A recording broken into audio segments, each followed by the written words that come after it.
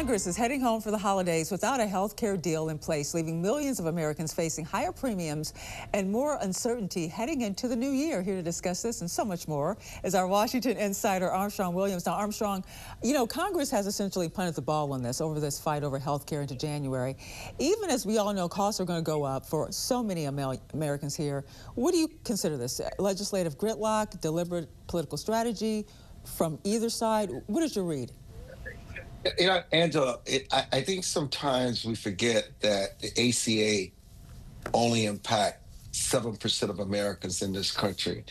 And I think what Speaker Johnson is trying to deliver through a very difficult process is that he wants health care for everyone to be affordable. I think this is why President Trump is meeting with the top insurance executives today, because we know they're fraudulent.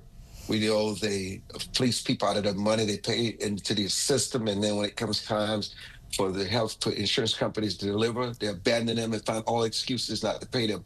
So I think there's a lot that's going on here, but the bottom line is the ACA expired. Even if we extended it to the millions of Americans, it doesn't solve the health care crisis that all Americans face today. Well, what do you think of some Republicans in some ways kind of breaking ranks with Speaker Johnson on this and the vote, even joining with Democrats for the votes? He tried to does it say anything about his grip on the gravel? Is that in jeopardy, or is this just kind of like the reality when you have this raise? Well, Angela, he made some very devastating miscalculations this year.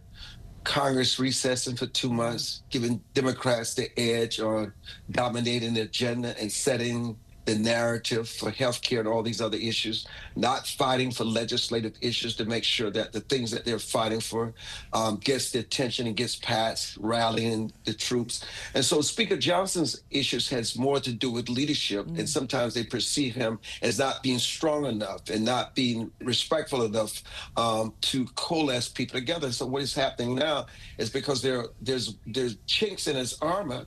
People are abandoning him, and they're doing it publicly. They're not trying to do it in privacy anymore. He has a leadership crisis. You know, the one thing that was big over the weekend, Turning Point USA held their annual America Fest conference this weekend in Phoenix. The first since, of course, the assassination of founder Charlie Kirk. His widow, Erica Kirk, has taken up the leadership, as we all know, since her husband's death, and has been in the news this week following a meeting between her and host Candace Owens, which has become a whole big thing here. What do you think in terms of the meeting, what came out of it, and this whole situation with these theories regarding her husband's death? You know, I think Mrs. Kirk is trying to find her voice. She did not ask for this. She was thrust into this position.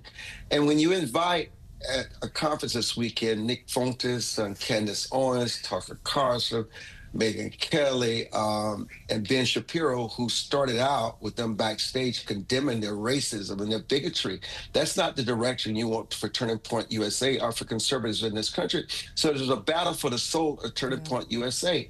Whom and what will they become? And I think while Candace Owens in her mind may want to believe that she should have a role at Turning Point USA, because in her mind it was something that she and Charlie finally together.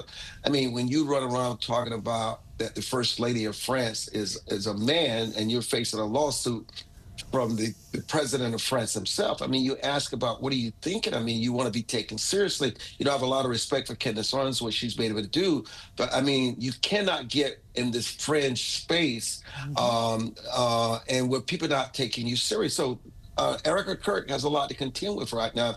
And Turning Point USA, Angela's trying to find their identity. I just want to real quick get your thoughts on the whole Kennedy Center thing and renaming it.